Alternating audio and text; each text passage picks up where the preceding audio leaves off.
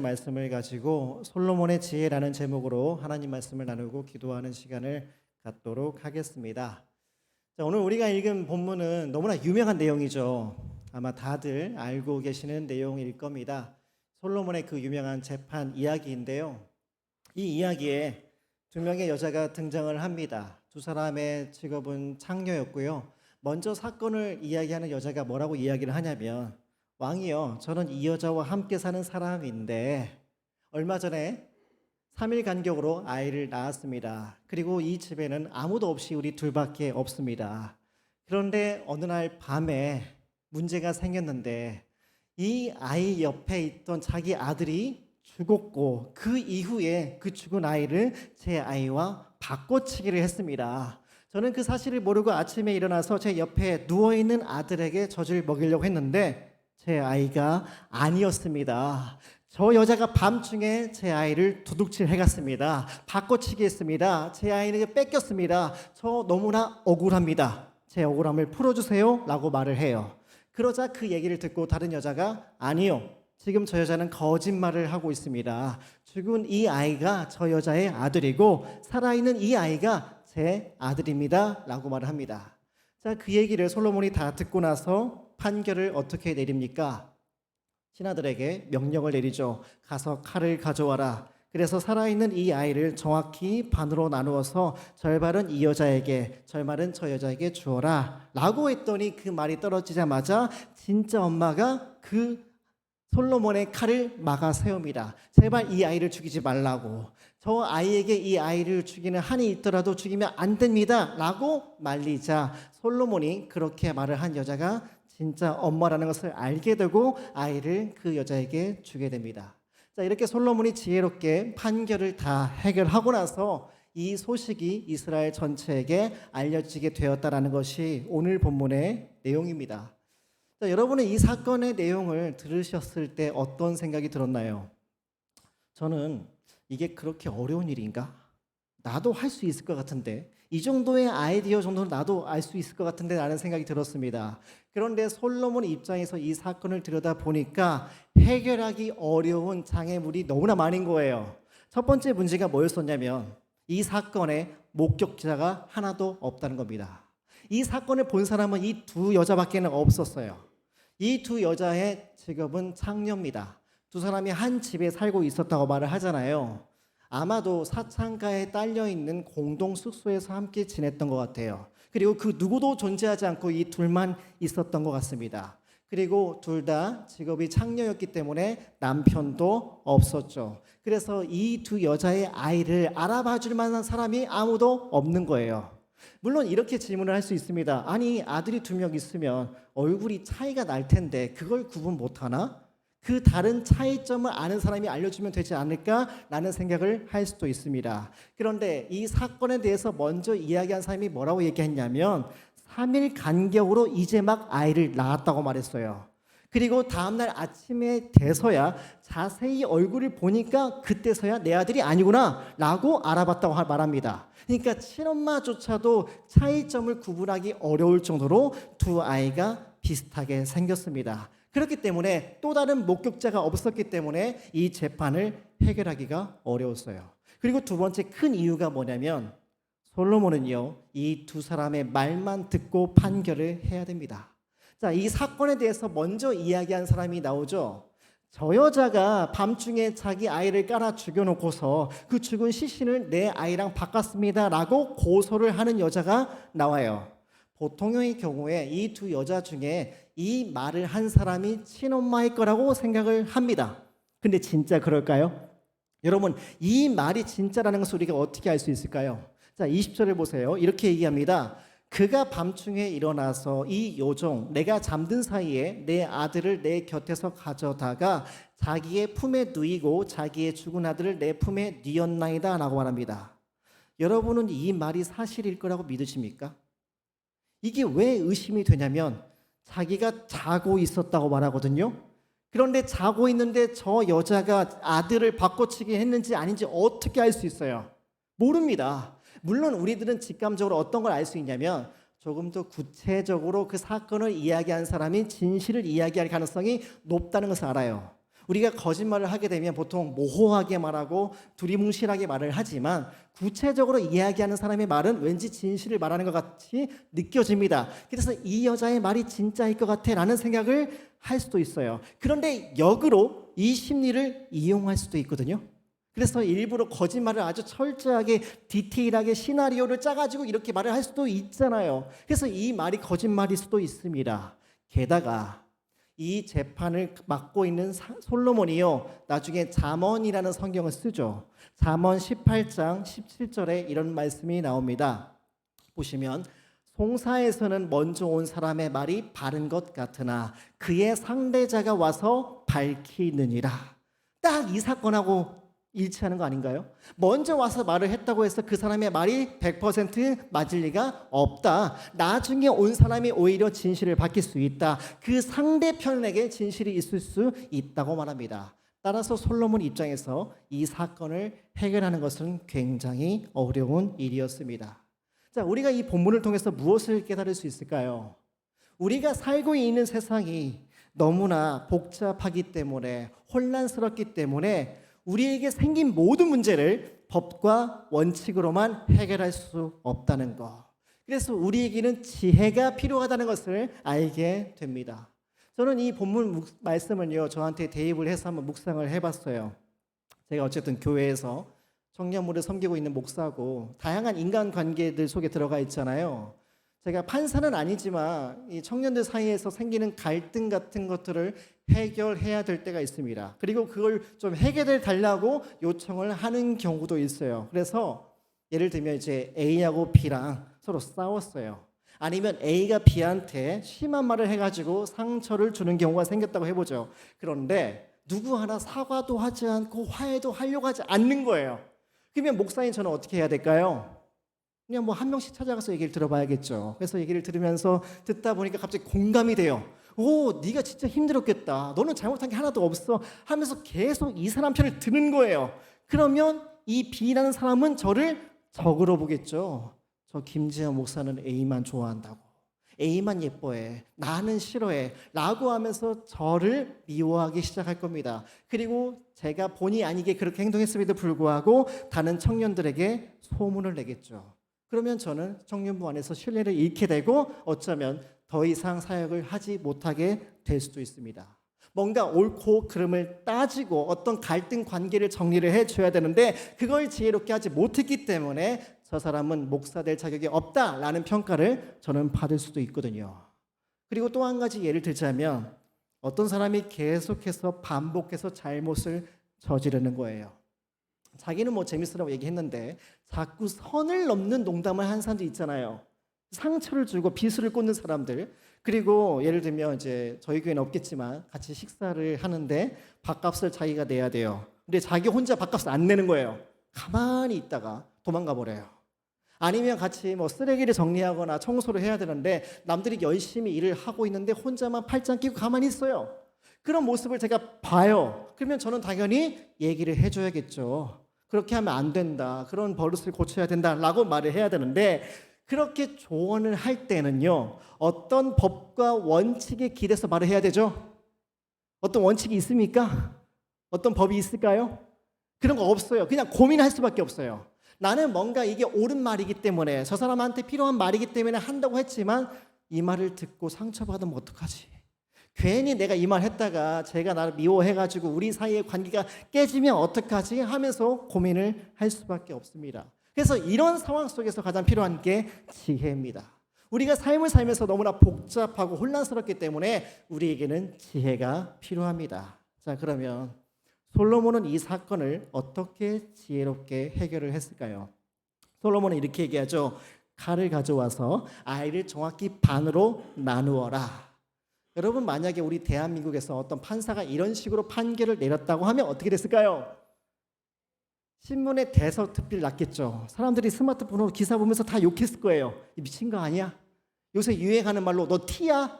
너 공감 능력 없어? 라고 하면서 사람들이 막 욕을 했을 겁니다. 그런데요, 여기 솔로몬은 그렇게 하지 않았어요. 솔로몬의 지혜가 여기서 어떤 역할을 하게 되냐면 이 행동 하나만으로 진짜 엄마와 가짜 엄마를 밝혀내게 됩니다. 솔로몬의 지혜가 어떤 기능을 발휘하느냐면 대가를 치르게 함으로써 그 사람의 진짜 열망을 밝혀냅니다. 이 아이를 잃게 되었을 때, 어떤 위기의 상황에 처했을 때 과연 그 사람이 가장 중요하게 생각하는 것은 무엇일까? 이 사람이 아이를 잃게 된다고 한다면, 이 아이를 얻지 못하게 된다면 가장 그 사람이 원하는 게 뭘까? 이 마음을 드러내게 하는 거예요. 그래서 어떤 결과가 나옵니까? 진짜 엄마는 이 아이를 진짜 사랑한다는 마음이 드러나요. 그리고 동시에 가짜 엄마는 이 아이를 사랑하는 것이 아니라 이 아이를 소유한 자기를 사랑한다는 것을 보게 됩니다. 자, 우리 26절 말씀을 함께 읽어볼까요? 26절 말씀 함께 읽어보겠습니다. 그 산 아들의 어머니 되는 여자가 그 아들을 위하여 마음이 불붙는 것 같아서 왕께 아뢰어 청하건대 내 주여 사나이를 그에게 주시고 아무쪼록 죽이지 마옵소서 하되 다른 여자는 말하기를 내 것도 되게 말고 네 것도 되게 말고 나누게 하라 하는지라. 자, 두 여자의 반응이 갈립니다. 아이를 칼로 죽여라 라는 소리가 들리자마자 친엄마는 마음에 불이 붙었대요. 여기서 마음에 불이 붙는 것 같아서 라고 했을 때 마음이라는 단어는요 히브리어로 자궁이라는 뜻이 있어요. 자궁이 불붙었대요. 왜냐하면 그 자궁에서 이 아이가 나왔거든요. 친엄마였기 때문에 마음이 불붙을 수밖에 없었습니다. 그리고 불붙었다라는 말은 열망하다, 갈망하다, 소원한다는 뜻을 갖고 있습니다. 그 여자가 가장 갈망했던 사람은 바로 이 아이였던 거예요. 그 아이를 정말로 사랑했기 때문에 그 아이를 죽이지 말아달라고 요청을 하고 있었습니다. 그런데 다른 여자는 뭐라고 얘기하죠? 내 것도 되게 말고 네 것도 되게 말고 잘라서 나누자. 너도 가지지 못하고 나도 가지지 못하게 그냥 나눠서 죽이자라는 말을 합니다. 이게 사람이 할 수 있는 소리인가? 이게 사이코패스 아닌가라는 생각이 들 수 있어요. 그런데 이 말을 한 여자가요 진짜 엄마가 아니면 할 수도 있습니다. 왜냐하면 이미 이 여자는 자기 자식이 죽었거든요.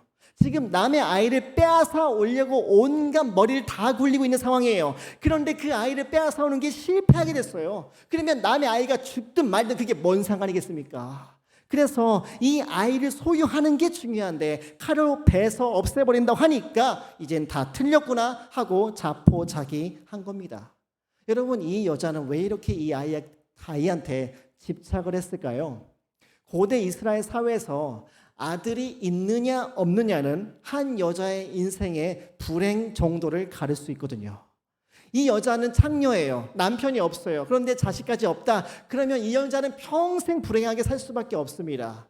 그런데 아들이 한 명 있다라고 한다면 그 아들을 통해서 집안이 일으켜 세워질 수 있어요. 그 아들한테 이 여자는 보호를 받을 수 있습니다.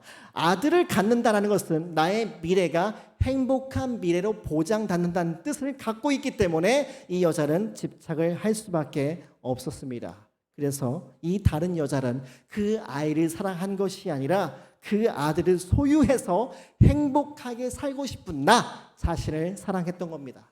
자, 솔로몬은요 대가를 치르게 함으로써 그 사람이 진짜 원하는 게 뭔지를 밝혀냈습니다. 그리고 솔로몬이 보여준 이 지혜는 우리가 일상 속에서 얼마든지 사용하고 적용을 해볼 수 있어요. 예를 들면 청년들이 같은 경우에 가장 많이 하는 고민이 내가 진짜로 하고 싶은 일을 찾고 싶은데 어떻게 될지 잘 모르겠다. 물론 이제 어느 정도 꿈이 정해진 친구들이 있어요. 저는 교사가 되고 싶어요. 뭐 헤어 디자이너가 되고 싶어요. 간호사가 되고 싶어요. 여러 가지 이야기를 합니다. 그래서 그 사람들에게 필요한 것은요. 앞으로 어떤 전공을 마치고 자격증을 따고 취업에 필요한 스펙이 뭔지를 아는 게 중요하죠. 그런데 더 중요한 건 뭐냐면 그 직업이 진짜 내가 원하는 직업인지 그게 진짜 내가 간절히 소원하는 직업인지를 분별해야 되지 않겠습니까?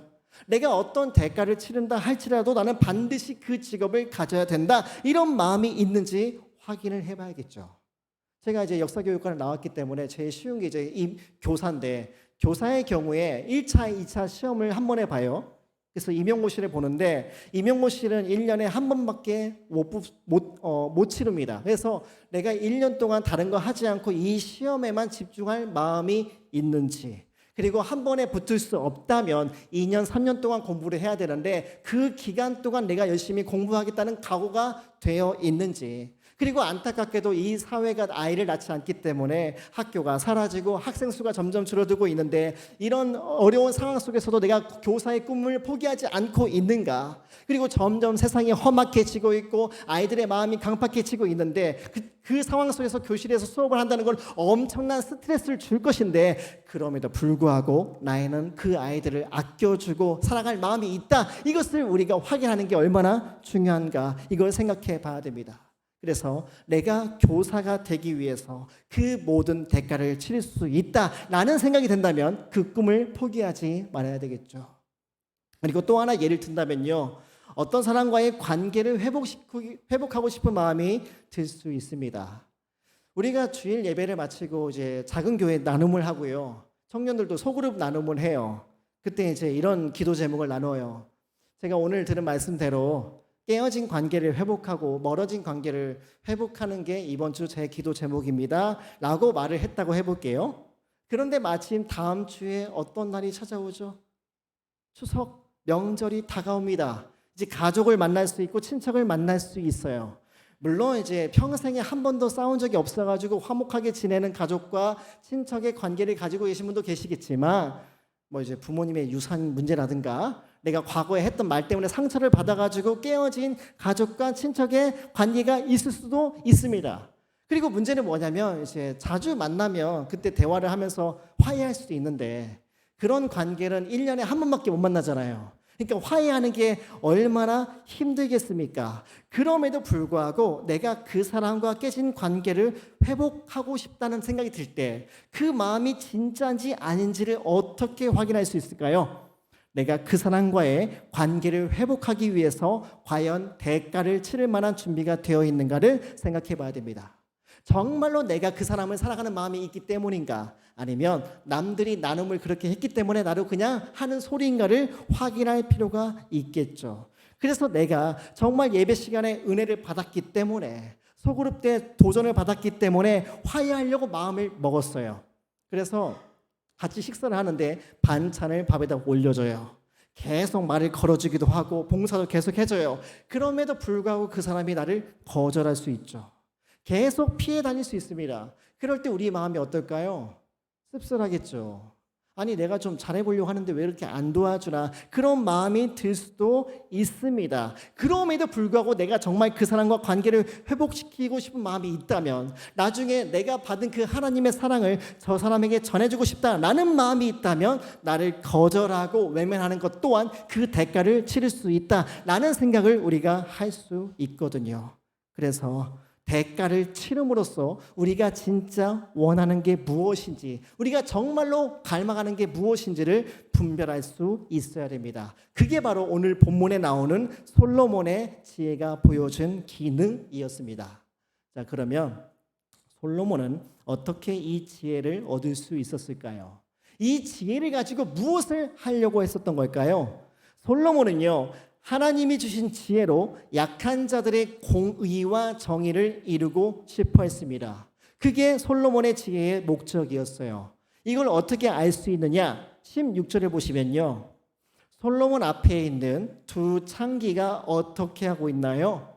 그 앞에 서며 이스라엘 왕 앞에 창녀 두 사람이 서 있습니다. 이건 말도 안 되는 장면이에요. 왜냐하면요, 다윗 왕 때도 나단 선지자가 하나님의 말씀을 들고 왔을 때 납작 엎드렸었거든요. 경의를 표시했었습니다. 그리고 조선시대 때도 임금님 앞에 나와서 말을 하려고 하면요, 납작 엎드렸어요. 고개를 숙여야 됐습니다.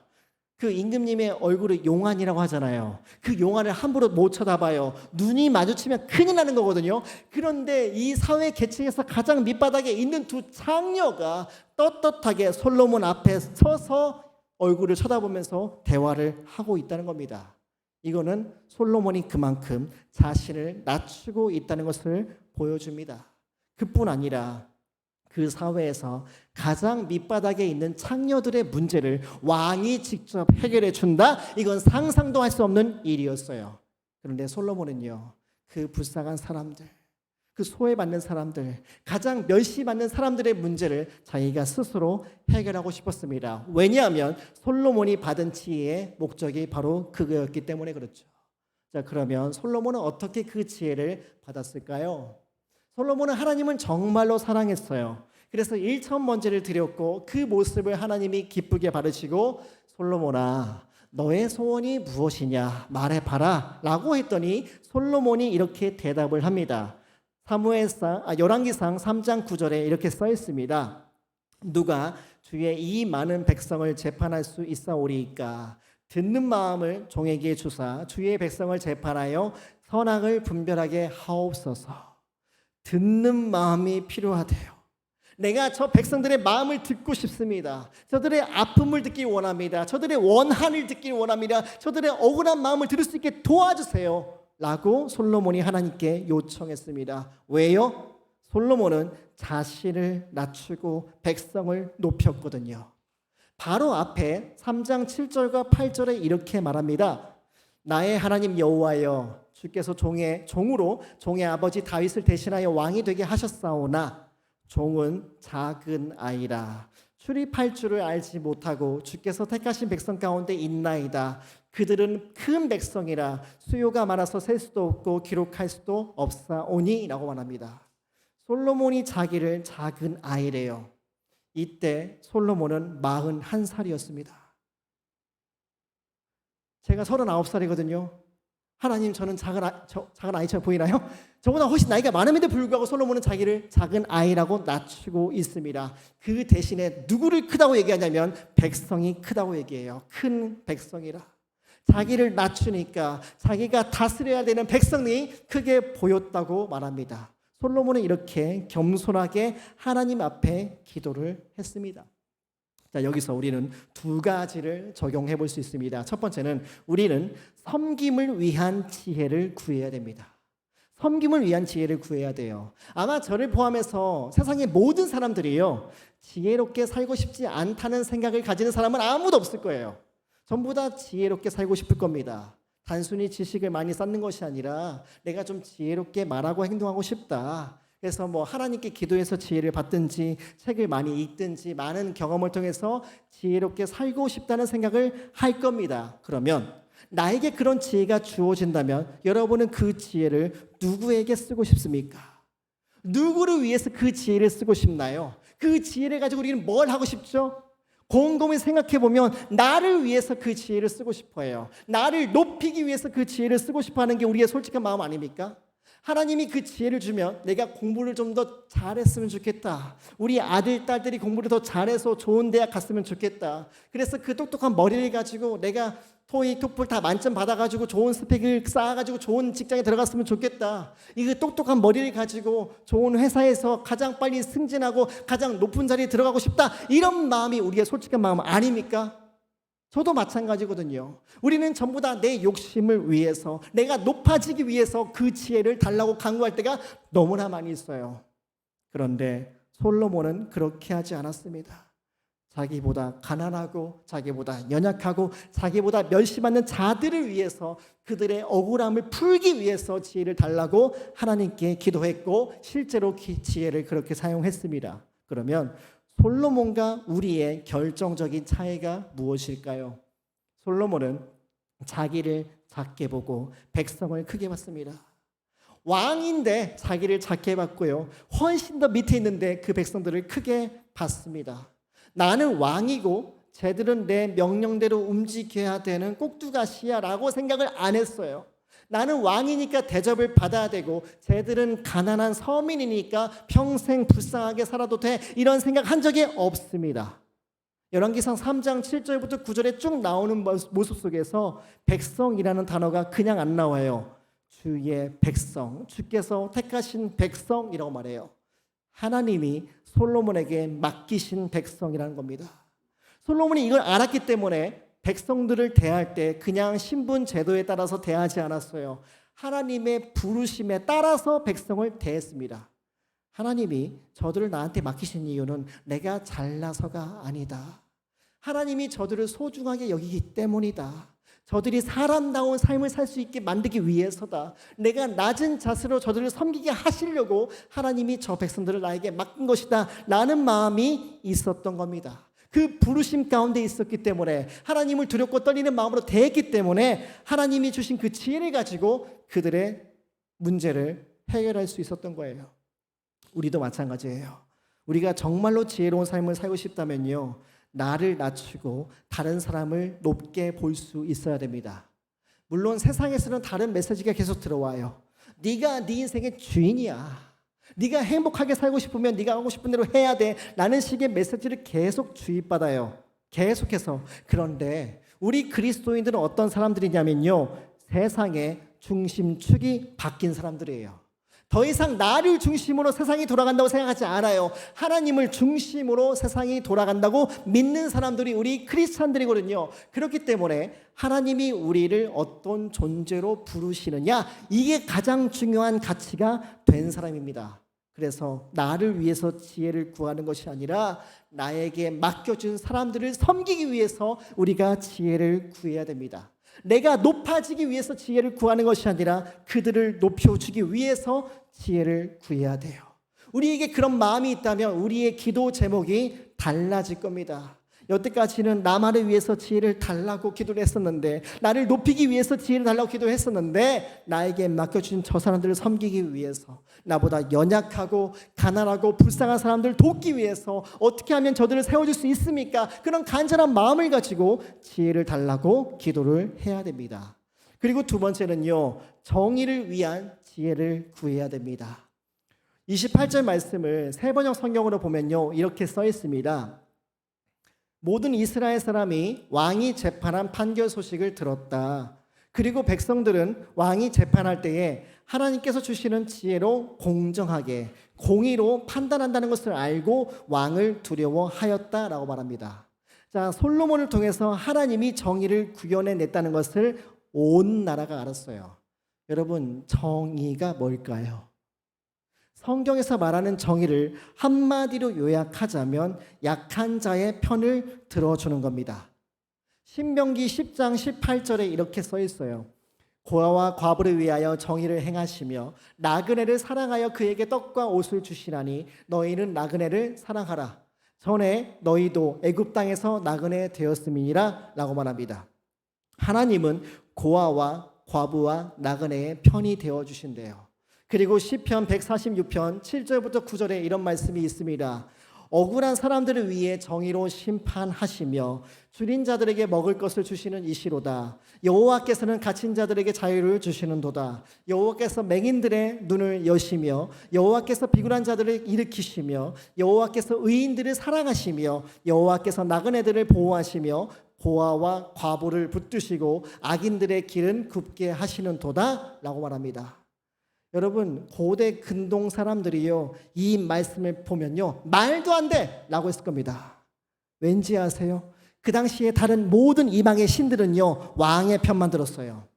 귀족의 편만 들었습니다. 힘센 사람들의 편만 들었어요. 왜냐하면 그렇게 투자해야 돌아오는 게 있으니까. 아무리 연약하고 가난한 사람들 도와줘봤자 뭘 얻을 수 있겠어요. 그냥 밑 빠진 독에 물만 붓는 거지. 그런데 하나님이 그렇게 하신다는 거예요. 밑 빠진 물에 독에 물을 붓는 것처럼. 왜요? 하나님은 정의의 하나님이시기 때문에요. 물론 여러분은 이렇게 생각할 수 있습니다. 정의라는 게 꼭 약한 자의 편을 들어주는 것이야만 하는가? 약한 자라 할지라도 죄를 지었으면 벌을 받는 게 맞고, 강한 자라 할지라도 착한 일을 했으면, 좋은 일을 했으면 상을 주는 게 맞지 않나? 라는 생각할 수 있어요. 맞습니다. 그런데 중요한 건 뭐냐면 이 세상이 죄로 물들었다는 거예요. 어느 곳 하나 정의와 공의가 있는 곳이 없습니다. 전부 다 불공평과 불평등 뿐이에요. 그래서 똑같은 고난이 온다 할지라도 가난하고 약한 사람들이 훨씬 더 큰 고통을 당할 수밖에 없습니다. 니콜라스 워터스토로프라는 기독교 철학자가 있는데, 그분이 자신의 책에서 이렇게 말했습니다. 사회적 지위가 낮은 계층일수록 일방적으로 정의에 취약할 뿐 아니라 실제로 불의의 희생자가 되는 빈도 역시 불균형적으로 높다. 불공정한 대우는 양쪽 계층에 골고루 배분되지 않는다. 우리는 어디에 가장 큰 불의가 존재하며 가장 연약한 이들이 있는 자리가 어디인지 판단해야 된다. 다른 조건이 모두 같다면 거기에 관심을 기울여야 된다라고 말합니다. 실제로 그래요. 한여름에 태풍이 몰아와서 폭우가 막 쏟아지면요, 어디서부터 물이 차오르죠? 반 지하에서부터 물이 차오릅니다. 그리고 한여름에 40도 가까운 폭염이 계속해서 이어지면 에어컨 없이 여름을 지내야 되는 분들이 가장 고통스럽게 살아야 돼요. 그리고 병원의 응급실에 가장 많이 실려오는 환자는요, 더울 때 더운 데서 일하고 추울 때 추운 데서 일하는 야외 노동자들이 대부분이에요. 왜 그럴까요? 이 세상에 정의가 없으니까, 공의가 없으니까요. 불의가 판치기 때문에 이런 일이 계속 벌어질 수밖에 없습니다. 그런데 하나님은 그런 고아와 과부와 나그네 같은 사람들을 사랑한다고 말해요. 우리가 그 하나님의 사랑을 받은 사람들이라면 하나님이 사랑하는 그들을 우리도 사랑하는 마음으로 기도해야 되지 않겠습니까? 그들을 위해서 지혜를 구해야 됩니다. 제발 정의를 회복시켜 달라고, 억눌린 자들을 풀어 달라고, 배고픈 자들이 먹을 수 있게 도와달라고, 갇힌 자들에게 자유를 주시라고, 그렇게 지혜를 달라고 기도를 해야 됩니다. 그래서 우리는 더 이상 나만을 위해서, 내가 높아지기 위해서 지혜를 구하면 안 됩니다. 나에게 맡겨주신 사람들을 섬기기 위해, 그들을 높여주기 위해서 지혜를 구해야 됩니다. 그래서 하나님은 솔로몬을 사용하셨고 그 지혜를 통해서 정의와 공의가 이루어질 수 있도록 만들어 주셨습니다. 그럼에도 불구하고 나중에 솔로몬이 죽어요. 솔로몬이 죽은 이후에 이스라엘에서는 지혜를 찾아볼 수 없었고 공의와 정의를 찾아볼 수가 없었습니다. 불평등이 판을 쳤어요. 억울한 일을 당하는 사람들이 계속해서 늘어났습니다. 그렇게 안타까운 세상을 보시고 하나님은 선지자를 보내십니다. 그리고 뭐라고 말씀하시냐면, 내가 나중에 지혜로 이 모든 공의를 회복할 메시아를 보내겠다.